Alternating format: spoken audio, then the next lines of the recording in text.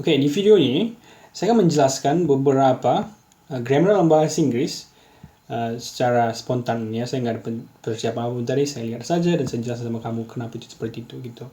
Ini dari buku 10 Simple Secrets of the World's Greatest Business Communicators. Tapi ini saya udah ringkas, oke? Jadi bukan bukunya tapi ringkasan yang saya buat, dan ada dua bahasa di sini, English and Indonesian, right? Nah, kamu bisa nanti dengarkan, saya udah audionya juga dari summary ini, dan saya akan jelaskan, oke? Misalnya, some people just tell a story better than others, or people just know what they're doing. Nah, dalam bahasa Inggris, kalau misalnya kau bilang they di sini tulisannya they know what they're doing gitu kan. Ini kan ada kata what di sini. Biasanya orang pikir kalau ada kata what itu pertanyaan gitu. What is your name? What is that gitu kan. Setelah what biasanya ada to be-nya gitu. Nah, ini bukan pertanyaan. Ini namanya clause. Jadi ada dua clause di sini. Okay? They know what they are doing. Mereka tahu apa yang mereka lakukan gitu, sedang melakukan. Misalnya, saya nggak tahu kamu siapa. I don't know who you are. Jangan I don't know who are you gitu. Oke? Okay? To join the ranks, apa lagi ya? With this principle, teman-teman, kalau this di sini berarti lebih dari satu kata bendanya. Principles itu kata benda, oke? Okay? One principle, two principles. These principles, this principle, this principle. Bacanya this gitu. Yang satu itu cuma this. Ini this gitu, ada tekanan gitu. Oke? Okay? Oke, misalnya ini, not every communication requires. Kalau nanti kamu ketemu kata every itu walaupun artinya sama dengan semua gitu, setiap, tapi nanti kata kerja yang mengikutinya itu dalam bentuk orang ketiga tunggal gitu. Jadi kata kerjanya tambahkan s atau es. Ini berhuruf e, makanya tambahkan s gitu. Not every communication requires. Every communication requires gitu. Misalnya setiap orang gitu, everyone. Kata kerja selanjutnya itu tambahkan s. Everyone hates you.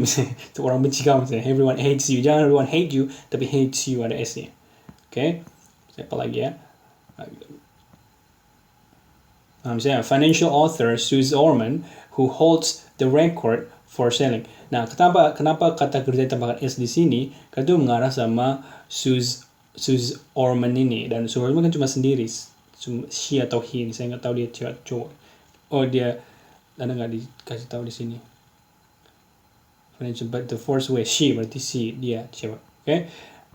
Makanya tambahkan s di hostnya. Saya the person who says this is this, say-nya tambahkan s kalau dalam present tense. Okay, apalagi ya? Being prepared. Nah, being prepared itu kan bersiap-siap gitu. Being prepared is, nah, being ini namanya gerund dalam bahasa Inggris. Okay. Apa penjelasan ini? But okay, maybe I'm gonna make another video about this.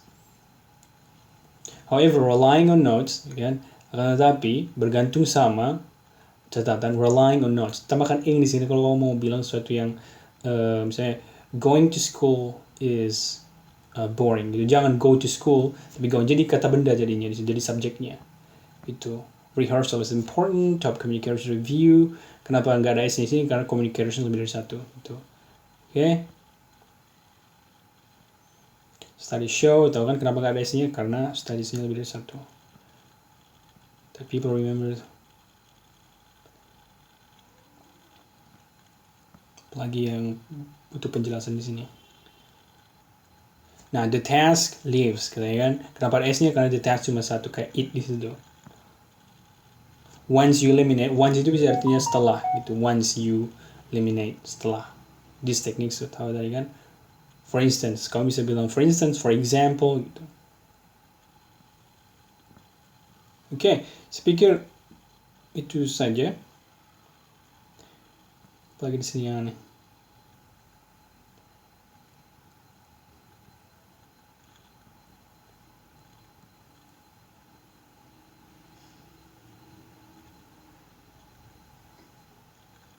Oke. Nah, dressing professionally, gitu, berpakaian, jangan dress professionally. Kalau gitu nanti kata kerja ini kan saya sebagai subjek jadinya. Misalnya he was signed, dia tugaskan gitu. Ini namanya passive voice. He was sign. Dia tugaskan. Misalnya dia dimakan. He was eaten. Dimakan ya, bukan makan. He was eaten. Misalnya I am kicked. Saya ditendang gitu. Harus ada subjek sama to be-nya baru kata kerja bentuk ketiga gitu. Oke. Jadi itu aja. Nanti saya buat video yang kayak gini juga biar kamu sekalian belajar bahasa Inggris, belajar ide dari buku terbaik di dunia juga. Oke, bye bye.